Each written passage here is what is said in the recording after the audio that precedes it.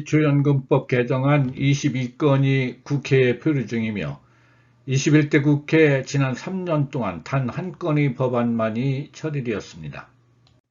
좀 더 자세히 알아보겠습니다. 2020년에는 7건, 2021년에는 11건, 2022년에는 2건, 23년에는 3건 등 모두 23건이 제출되었고 그중 1건만이 처리되었습니다. 나머지 22건은 관련 상임위에 계류 중입니다.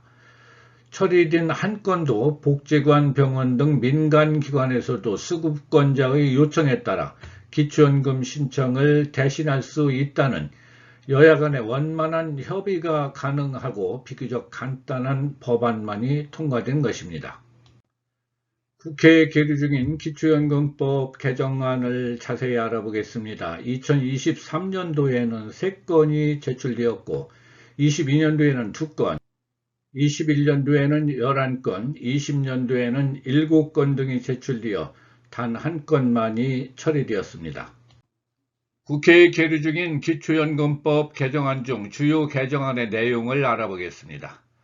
고영인 의원이 대표 발의한 법안에는 모든 노인 100%에게 기초연금을 지급하고 공무원연금 등 직영연금 수급자도 대상자에 포함하되 일정 부분 감액하여 지급하도록 되어 있습니다.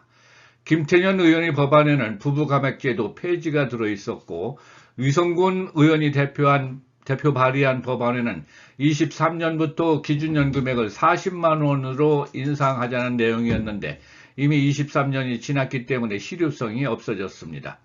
금년 3월 16일 김남국 의원이 대표 발의한 법안에는 28년까지 단계적으로 모든 노인에게 기초연금을 지급하자는 것으로 24년까지는 현재와 같이 소득의 70%에게만 지급하고 25년부터 75%, 26년에는 80%, 27년에 90%, 28년에는 전체 노인 100%에게 지급하자는 것입니다.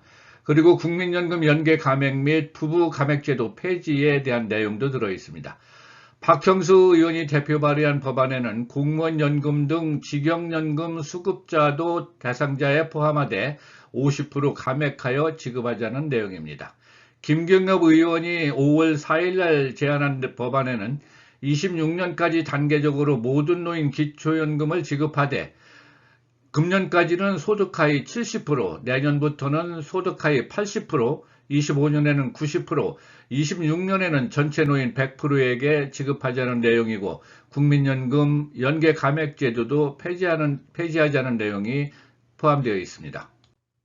이처럼 쉽게 처리되지도 않는데 국회의원들은 왜 비슷한 법안들을 발의하는 걸까요? 우선 선거에서 어르신들의 표를 의식한 포퓰리즘적 성격이 크다고 볼 수 있으며 의정활동의 평가 기준으로 임기 중 개인별로 몇 건의 법률안이 제안되어 의결 공포되었느냐가 아니고 단순 발의 건수만이 활용되기 때문입니다.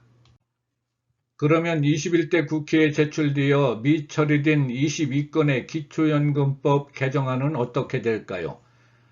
여야 간의 의지만 있다면 여러 법안을 병합심의하여 임기 내에 처리할 수도 있겠지만 정치 상황을 보면 그리 녹록하지 않습니다. 우선 정부에서는 기초연금법 개정을 국민연금 등 공적연금 개편과 연계하여 처리하겠다는 의지를 여러 번 밝힌 바 있습니다. 그리고 22대 국회의원 선거가 내년 4월 10일 실시되기 때문에 올해 안에 법 개정이 끝나야 되는데 기초연금 개편 방향에 대한 여야 간의 시각차가 너무 커서 쉽지 않아 보입니다. 특히 65세 이상 모든 노인에게 기초연금을 지급하자는 야당 의원안에 대해서는 정부나 여당에서 재정적인 이유로 난색을 표하고 있어 합의가 어려운 데다 국회 연금개혁특위마저 제 역할을 못해 합의안을 도출하지 못하고 있습니다.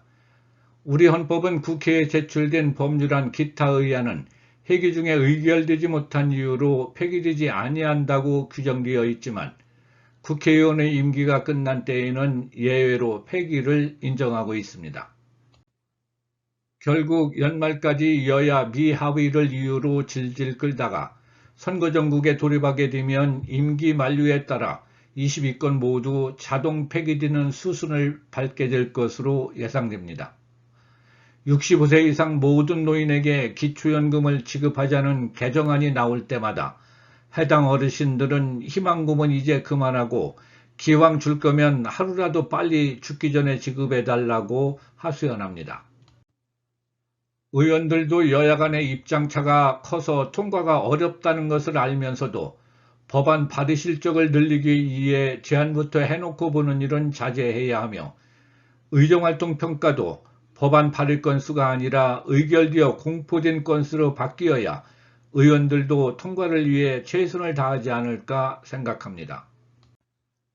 오늘 영상이 조금이라도 도움이 되셨다면 구독과 좋아요 부탁드리고 끝까지 시청해주신 모든 분들께 감사드립니다. 구독은 사랑입니다.